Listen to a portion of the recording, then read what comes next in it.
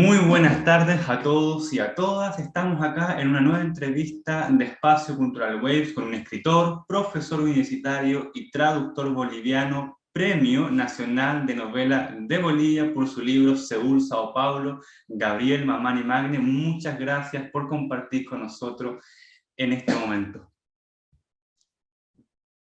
Bueno, hola a todos y a todas. Gracias por la invitación. Y bueno, estamos aquí para comenzar un poco con Gonzalo. Gabriel,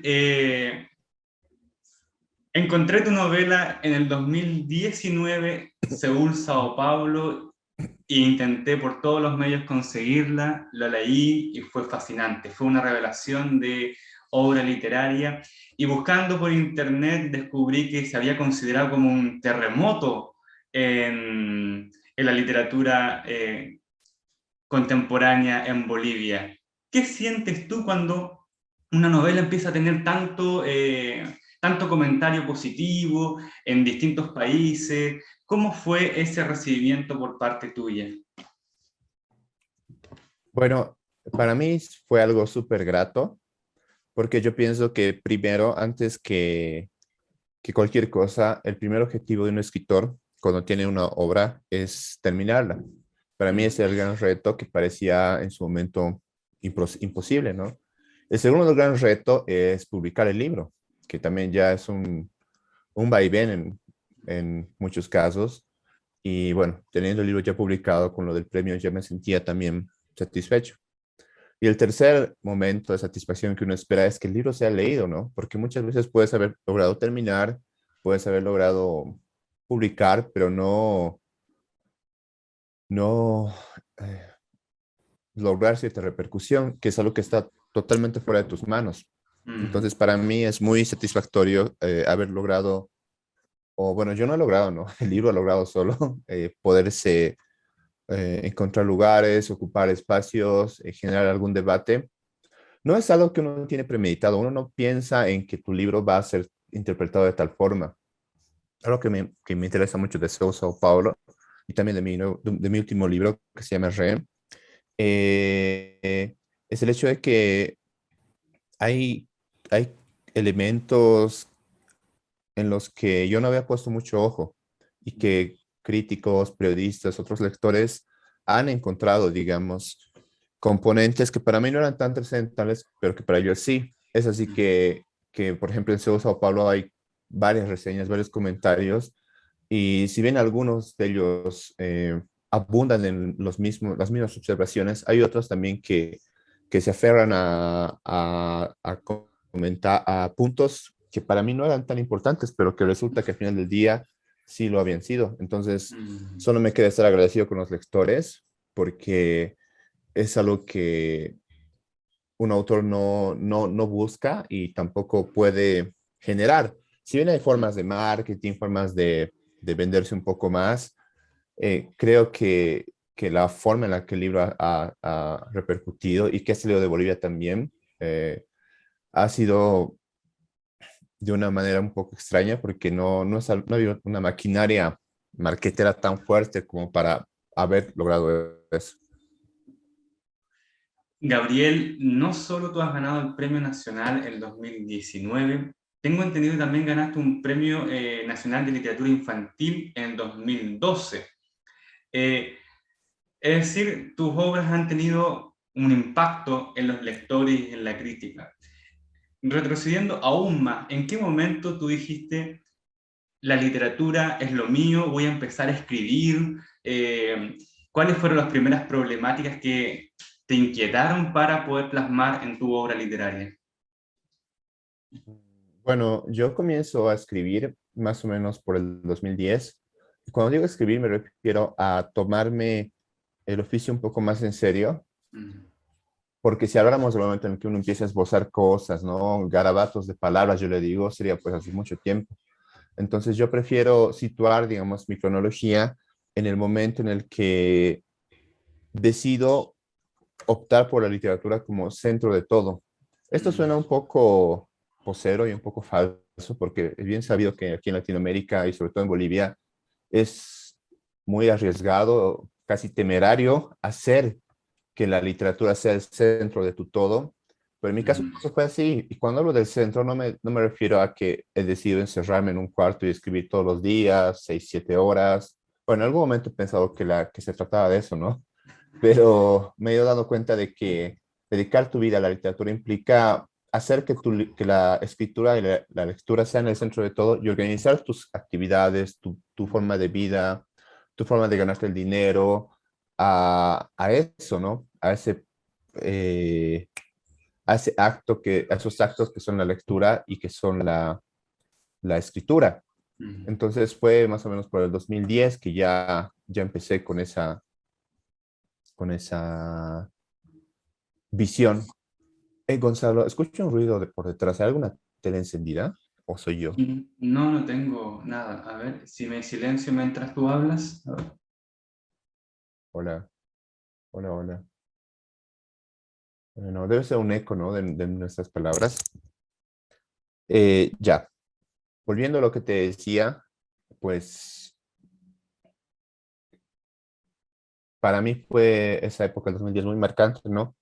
En la que decidí que gran parte de lo que yo hiciera iba a ir destinado a poderme concentrar solo en la literatura. Bueno, yo tenía unos, no sé, ¿cuántos? 22 años.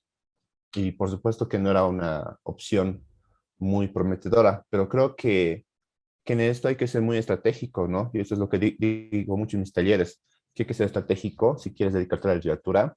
Eso no implica, digamos, que te encierres en una cueva a escribir cada día y leas y no salgas y no vivas la vida, ¿no? Yo me refiero a que eh, está más relacionado a buscar métodos que te permitan concentrarte en eso. ¿A qué métodos me refiero? Es en este momento en el que hago mención a los premios literarios, por ejemplo, que te dan cierta visibilidad y te dan dinero, que por lo general son sumas fuertes, no tan fuertes como la de un funcionario de gobierno, pero sí fuertes en el campo cultural. Te dan visibilidad, visibilidad que a su vez te proporciona una imagen en el paisaje intelectual comunal de tu ciudad, lo que al mismo tiempo te puede generar trabajillos, ¿no? Por ejemplo, yo me dedico a la escritura, pero también dicto clases, estudio un posgrado, con una beca que también me daba dinero, me dedico a la edición, hago traducción, a veces hago textos por encargos para algunas empresas, para algunos medios. Entonces, he intentado que mi vida se vaya configurando de esa forma para poder dedicarme a todo esto. Sin embargo, con esto no quiero decir que es una cosa muy fácil y tampoco quiero entrar en ese lugar común de la meritocracia, ¿no? De que si te esfuerzas puedes lograrlo. Sabemos que vivimos en lugares muy desiguales y en Bolivia eso se nota mucho más. Entonces yo creo que hay que pensarlo muy bien y diseñar muy bien cuál va a ser tu método de trabajo y cuál va a ser tu estilo de vida para que esto realmente funcione. Ahora yo te comento que el caso mío, ¿no? Conozco otros casos con muchos más obstáculos, con bolivianos también, con muchos más escollos, pero que a pesar de eso han logrado configurarse en el mapa literario boliviano. Y al mismo tiempo conozco unos casos mucho más blandos, mucho más fáciles, que debido a ciertos privilegios sociales, hasta étnicos, pues logran que sus obras se esparzan con mayor facilidad. Y Gabriel, ¿cuáles fueron esas temáticas que fueron iniciales en tu obra, que dijiste, esto quiero exponer, esto quiero plasmar, y por qué ese tema?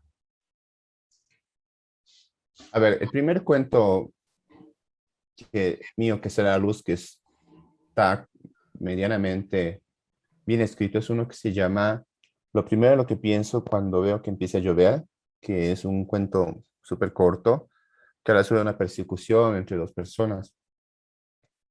En aquel momento yo me acuerdo que no estaba tan interesado en el tema ni en el cómo. Estaba contado en el acto, en hacerlo nada más, en escribir. Más o menos como cuando juegas fútbol, ¿no? Que tu sueño es jugar y ya. Luego ya vas a analizar si quieres seguir tal táctica, si quieres ser tal estilo de jugador. El instante creo que, y esto pasa mucho con el momento preescritural, ¿no? Por el momento, cuando eres muy novato, pero quieres escribir y no te vas cuestionando mucho eso sobre qué quieres plantear. Ya a posteriori, como ahora puedes ver con el retrovisor que te da el tiempo, ¿no? ¿Qué es lo que te llamaba más la atención? En mi caso, así siendo objetivos, creo que lo que más siempre me ha cautivado es el tema de la adolescencia, con todo lo que eso, y la niñez, con todo lo que eso conlleva, el descubrimiento de muchas cosas, los cambios, las, mm, cómo se van instaurando en los imaginarios algunas ideas que van a ser fijas para siempre, cómo algunas ideas se van derrumbando, el cambio de los cuerpos, el deseo que está ahí, siempre está ahí, eh, la relación con el poder, porque un niño adolescente está en una relación desigual frente a un adulto, en cuanto, si es que de poder hablamos. Entonces, son esos temas que siempre me han llamado la atención y creo que una gran parte de mi obra habla de eso, ¿no? De la infancia y de la adolescencia, que es algo que ya es algo muy característico en mí y que por ende ya quisiera como que deshacerme de ese nicho adolescente juvenil para poder explorar otros lados. Gabriel, y qué significa, luego de que hayas encontrado esa temática, ¿cierto? Esa temática de exploración sobre lo que siente o vive o vivencia un niño y adolescente, y ahora que quieres empezar a cambiar un poco de la perspectiva, pero me imagino que ya has consolidado un concepto de literatura o una noción de literatura. ¿Cuál sería esa para ti? ¿Qué significa la literatura para ti? Esa es una buena pregunta y muy difícil al mismo tiempo. Para mí significa todo, y cuando digo todo es que en ella caben muchas cosas, cosas tanto literarias como no literarias. Para mí es un medio de expresión principalmente en el que cabe todo y se vale todo. Es un campo de exploración en el cual puedo retratar, puedo ver cosas que yo siento, pienso, he vivido o he imaginado. Por algún lado leí que la literatura es más que todo una traductora. Es una traductora de cosas que no entendemos y que se convierten en literatura, en ficción o en poesía, no sé, en teatro, para que podamos comprendernos un poco mejor. Y esas cosas son como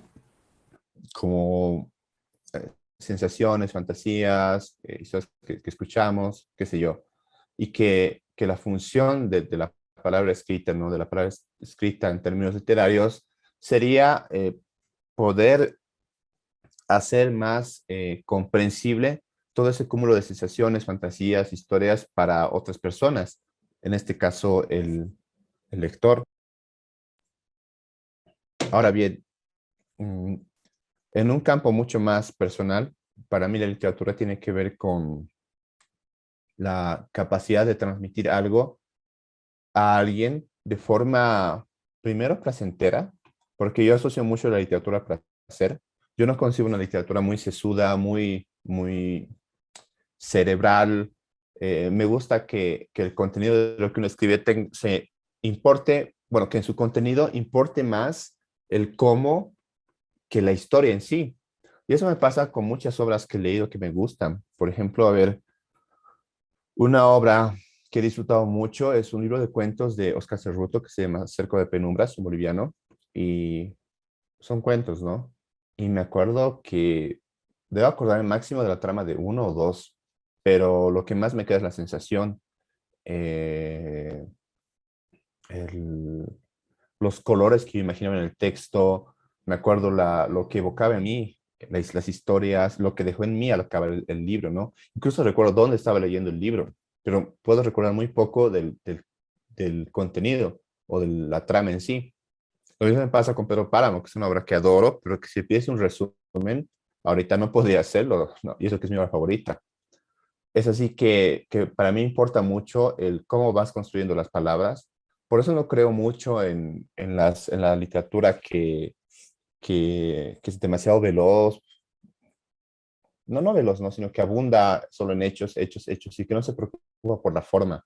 Creo que el estilo, sin entrar en un barroquismo, ¿no? Sin entrar en un una amalgama de palabras mezcladas, superpuestas, atemorizantes, abrumadoras. La literatura puede ser algo fácil de consumir, pero al mismo tiempo tiene que tener un estilo, un sonido, un ritmo, algo que, una sensación que quede en el lector. Entonces, cuando yo leo un libro, busco eso, ¿no? Y coincidentemente mis libros favoritos van por ese lado. Y al mismo tiempo, cuando intento escribir, procuro centrarme un poco o mucho en esos elementos, ¿no? En cómo se construye la obra, el ritmo, qué palabras voy a usar. Pienso mucho en lo que voy a usar, porque creo que cada palabra, cada espacio, cada coma cuentan cuando estás escribiendo. Qué interesante, Gabriel, eso de los colores y las sensaciones del texto, que muchas veces son implícitas y van provocando en ti durante la lectura y te quedan por el tiempo. Y eso es interesante también en el sentido que tú también lo consideras a la hora de escribir. Gabriel, tú estudiaste en Brasil y me imagino que tenías una visión de la literatura cuando vivías en Bolivia. ¿Cambió eso cuando te fuiste a Brasil o no hubo mucho cambio? Bueno, yo fui a Brasil sobre todo a hacer academia. eh, y yo antes no había hecho academia en literatura, o sea, no había estudiado literatura o letras. Yo tenía una formación en Derecho y en Sociología. Sí había leído bastante literatura, no he estudiado literatura, pero por mi cuenta. Entonces, para mí, la idea de la literatura cambió, no tanto en cuanto a mis principios básicos, ¿no? Esto que te hablo del estilo, del sonido, de ciertos temas, pero sí cambió en el sentido de que, a ver, yo creo que la literatura, digamos, este círculo, es un círculo al que se puede llegar de muchas formas. Una forma es leyendo, que es la forma más natural. Otra forma Otra forma es traduciendo, otra forma es editando, otra forma es siendo crítico, otra forma es siendo periodista cultural, y una forma es ser escritor. Y una forma, yo había ya experimentado todas esas formas. Y una forma, un camino de llegada que yo no había recorrido es el de la academia, de la crítica literaria, oficial, así respaldada por una universidad. Entonces, entrar para mí en ese sendero, ¿no? En ese espacio académico en el que conviven obras literarias como un montón de teoría y en el que hay tanta interseccionalidad con otras áreas, ¿no? Con la filosofía, con la sociología, con los estudios culturales, y en el que también hay, digamos, como por lo menos donde yo estudié en Río de Janeiro, había un ambiente muy político, muy politizado, mejor dicho, politizado en el sentido de que se vivía en aquel momento en Brasil muchos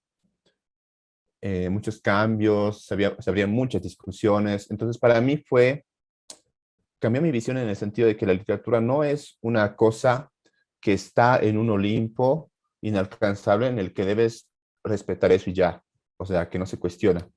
Lo que al mismo tiempo le da como un aire más terrenal y que la sitúa en un plano más horizontal con el lector y convierte al autor, por ende, en alguien más horizontal.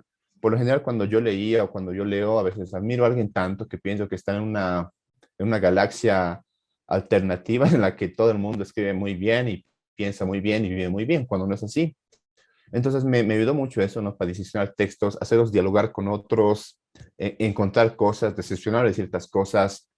Y yo agradezco mucho eso porque por lo menos el ambiente ya en Río de Janeiro era muy de mucho debate, mucha disección de un texto, mucho de dónde agarrar, desdibujar cosas, repensar y enlazar todo eso con el momento político muy caldeado que se vivía en aquel entonces. Entonces yo agradezco mucho eso y que me quitó esa idea muy estúpida, ¿no? Que tenemos muchos cuando empezamos a escribir del arte por el arte, ¿no? Que el arte no debe ser cuestionada, que el arte no debe ser eh, criticada en el sentido de interpelar ciertos valores que transmite, entender que el autor no es un dios o la autora no es una diosa intocables.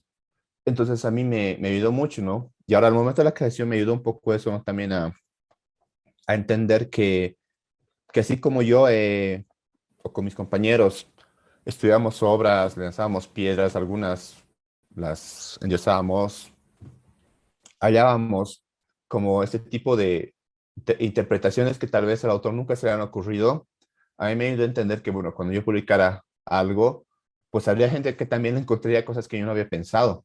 Y eso creo que te da un poco de humildad porque te hace comprender por fin que el beneficiario de la obra no eres tú, no es tu ego, es el lector.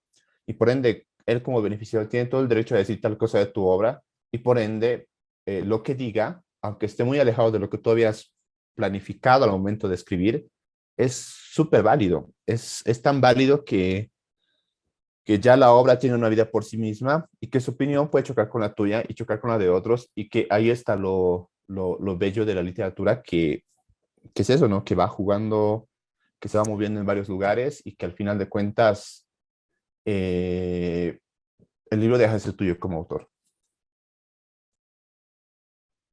Gabriel, ¿cuál es la situación de la literatura hoy en Bolivia?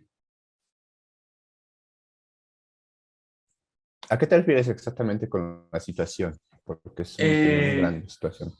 la situación se está leyendo, se está publicando harto, no hay mucha publicación de libros en autores jóvenes como tú, o quizás hay bastante publicación, más de lo que se pensaba. Tú comentabas un poco al principio sobre publicaciones en distintos sectores, pero ¿cómo lo visualizas tú? ¿Se está leyendo en Bolivia las obras, por ejemplo, de jóvenes como tú? Yo creo que todo depende del contexto cultural y económico, porque no es lo mismo hablar de Bolivia que tal vez de Chile o que tal vez de Francia o tal vez de Papúa y Nueva Guinea. Entonces, hablándote desde de este lado, ¿no?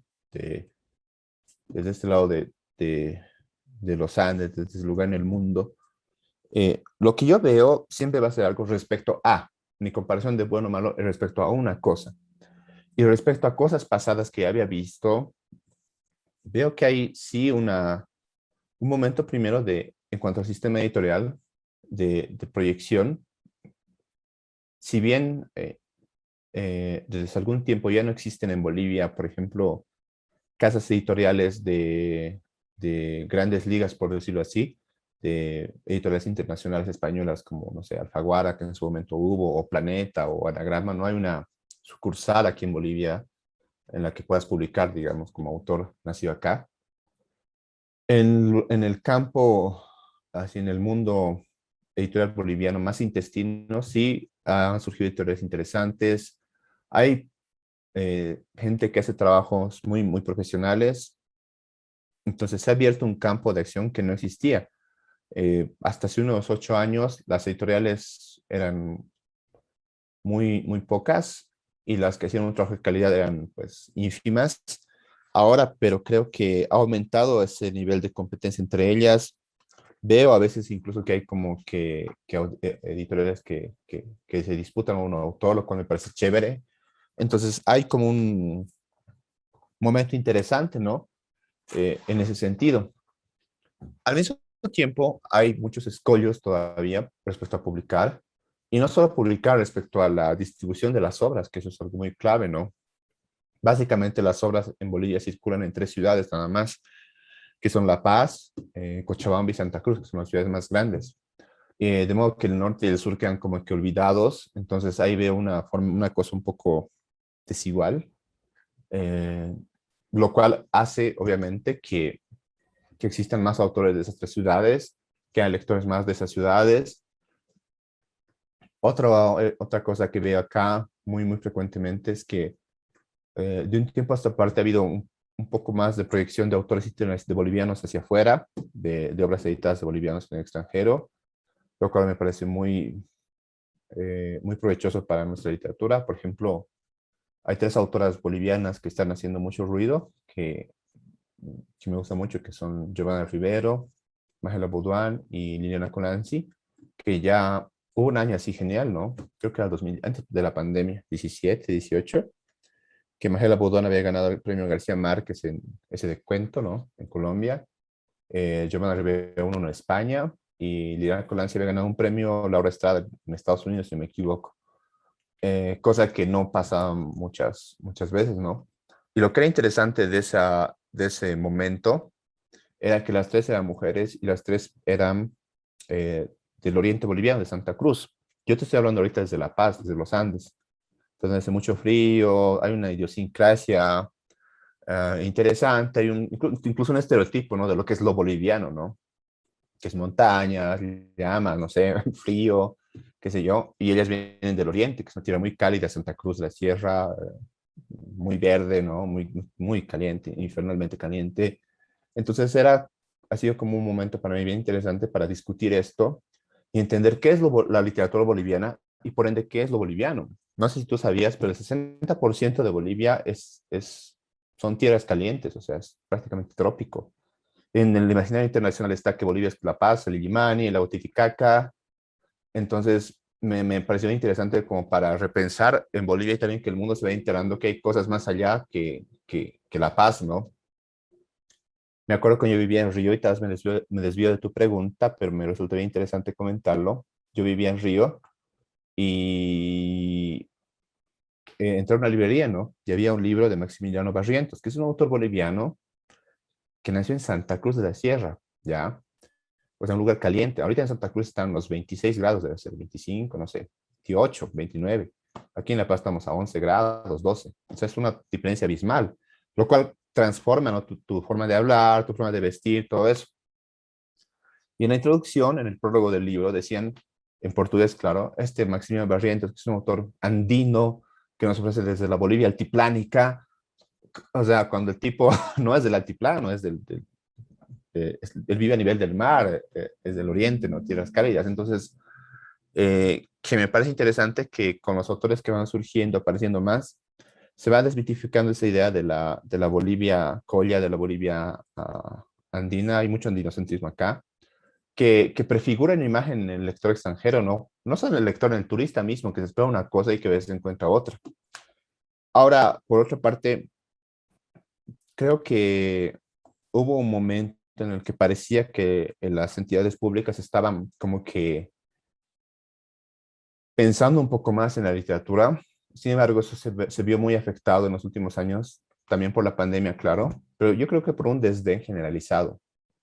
Y aquí yo no sacaría la cara por ningún partido, ninguna tendencia política, porque desde hace unos 2 años que tanto el Ministerio de Culturas de Bolivia, que es el encargado de, de administrar o gestionar la cultura a nivel estatal, ¿no?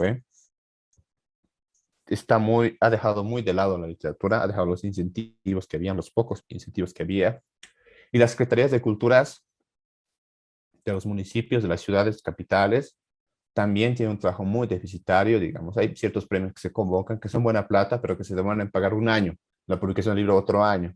Entonces, en ese sentido, no hay un apoyo estatal fuerte, mucho menos un apoyo del sector privado. Es así que no veo con buenos ojos lo que está pasando en esa gestión cultural, ¿no? Ahí vos me vas a desmentir con lo que te voy a decir. Tengo un amigo chileno que me contó que ganó un fondo de creación en Chile, que le pagaron un monto de plata para que le escribiera. ¿Eso existe allá? Claro, uno puede postular a un fondo de creación artística, o sea, crear un libro o algo para que te lo pague el gobierno. Existe. Y eso es... Ah, me parece eso genial. mm, Mira que acá eso no existe, y tampoco ha existido, ¿no? Entonces, yo voy comparando estas, no facilidades, porque no son derechos, ¿no? Que debería tener la población, ¿no? Estos derechos que tienen los sectores culturales, no solo en Chile, en México, en Brasil, que es un gigante, ¿no? En Argentina, en Colombia, y Bolivia queda muy huérfana respecto a eso, ¿no? Entonces creo que falta como una cachetada al Estado para que se dé cuenta de lo mucho que se va perdiendo, ¿no? Yo creo que incluso a nivel geopolítico, Gonzalo, esto es importante. O sea, cómo instauras la presencia de un país en un imaginario. Es a través de la cultura, la música, las telenovelas, los libros, las películas, qué sé yo. No solamente es poniendo una bandera en la frontera y ya, ¿no? Es sino generando cultura que también muestre al exterior lo que tu país es y que pueda sentar presencia, ¿no? Con eso de tu país, que es, por más grande o pequeño que sea, en otras latitudes, cosa que no existe en Bolivia. Finalmente, respecto a la publicación de jóvenes, todo eso, yo creo que aquí hay un punto positivo y negativo al mismo tiempo, ya que el sistema editorial boliviano no es tan fuerte, tan grande, no hay tantos intereses corriendo, ¿no? Yo leía, por ejemplo, algún artículo sobre lo que pasa en España, donde hay muchos premios como de $100,000, 150,000 euros, qué sé yo. Hay intereses fuertes, ¿no? Y en Bolivia eso no existe, entonces todavía no se ha llegado a un momento de corrupción, un momento de tergiversación del asunto, en el que puedas desconfiar de ciertas cosas que suceden. Sí criticarlas, pero no desconfiar a un nivel así, pucha, gigante como pasa en otros lugares, ¿no? No se llegó a eso. Y al mismo tiempo, creo que ya que es un lugar todavía sin tanto, ¿cómo te digo? A ver, con escollos sí, pero no con escollos insuperables, es posible para un autor joven publicar en Bolivia con editorial. Es muy posible, eso debido a que tampoco es que hay tantos escritores, ¿no? Entonces hay chances, hay métodos, hay formas, hay teorías que reciben manuscritos, es decir, que veo esto, lo cual no quiere decir que sea pues algo de pan comido poder mandar tu obra y que ya salga el libro, pero sí existen varias chances. Yo conozco casos, ¿no? De autores que han publicado desde muy jóvenes, desde los 23, 24, 25. Entonces, lo bueno de no tener una gran infraestructura editorial así, una cosa inmensa, es que los pasos para llegar a ese lugar no son tantos como por el extranjero. Siempre hago una analogía a esto con Brasil, por ejemplo. Aquí el país más, digo, los periódicos más leídos son, qué sé yo, La Razón, El Deber, Página 7, ¿no? Y para que un tipo de 25 años, 26, publique un artículo ahí, el camino es difícil, sí, pero no tanto. Pero para que un tipo en Brasil publique en Folha de Sao Paulo, que es el periódico más grande, no, pues es imposible que un tipo de 25 lo haga. Entonces ahí veo que debido a esta precariedad también se abren las puertas, ¿no?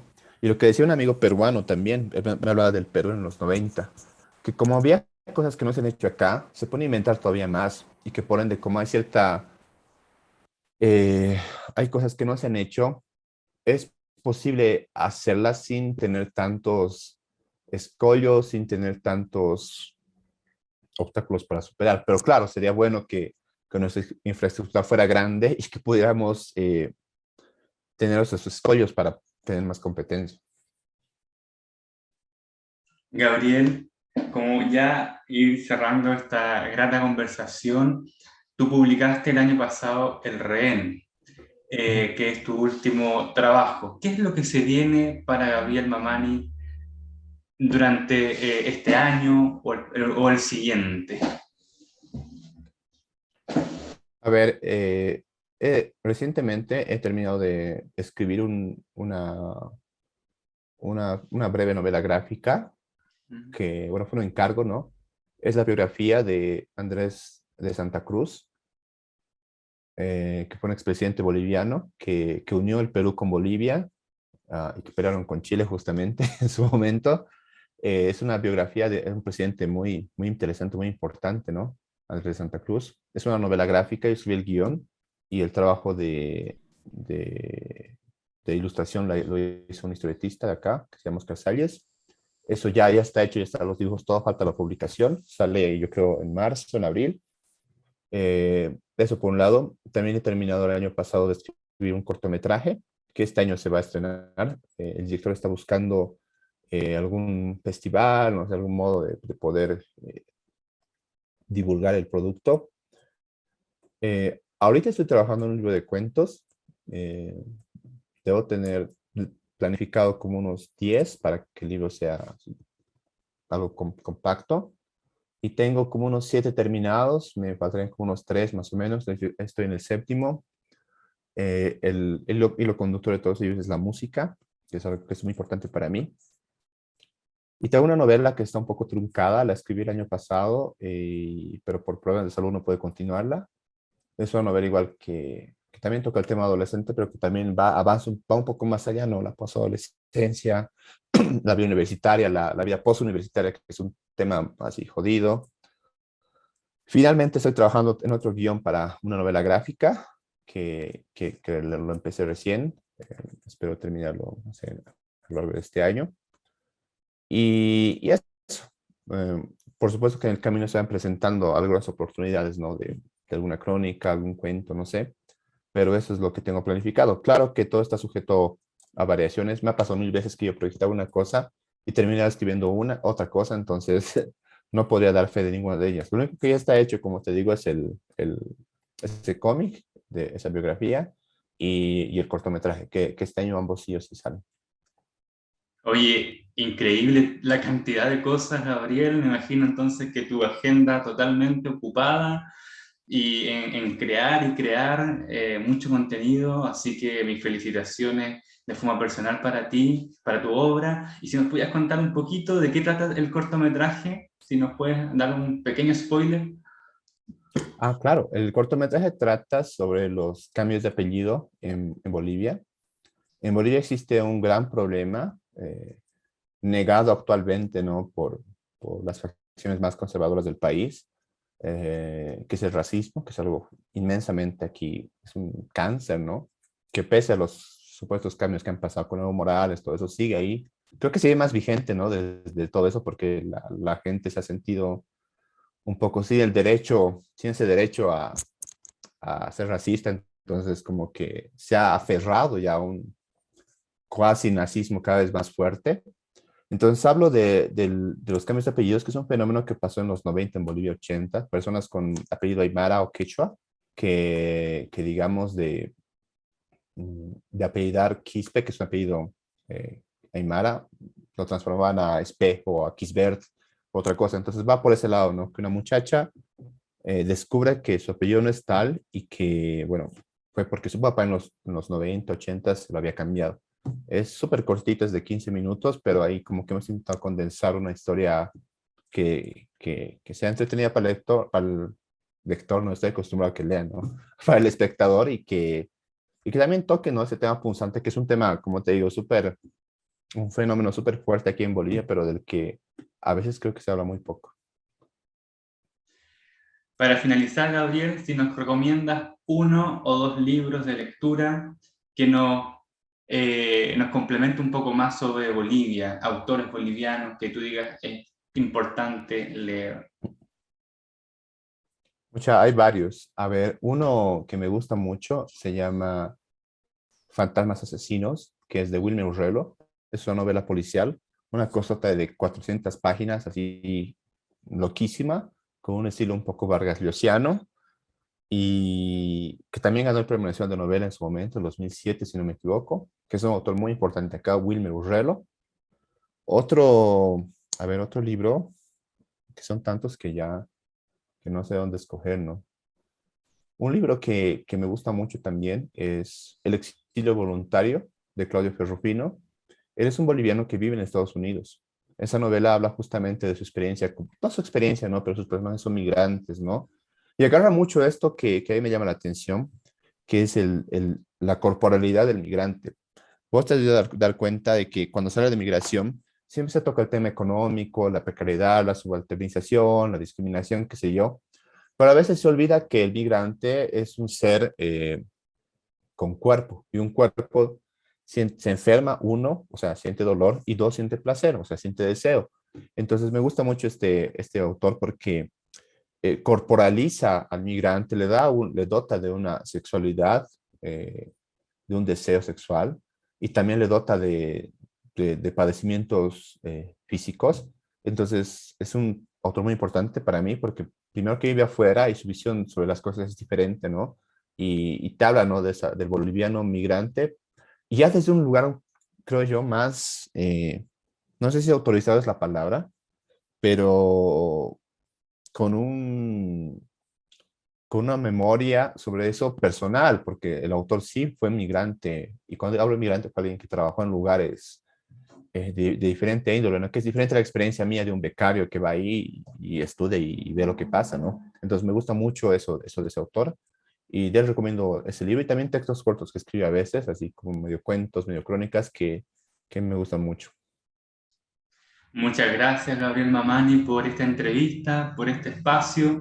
Y entonces esperamos leer pronto El Rehén, que aún no lo leo, pero lo voy a adquirir pronto. Así que muchas gracias, Gabriel, por esta conversación.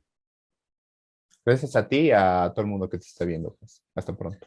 Nos vemos en una nueva entrevista acá en Espacio Cultural Waves.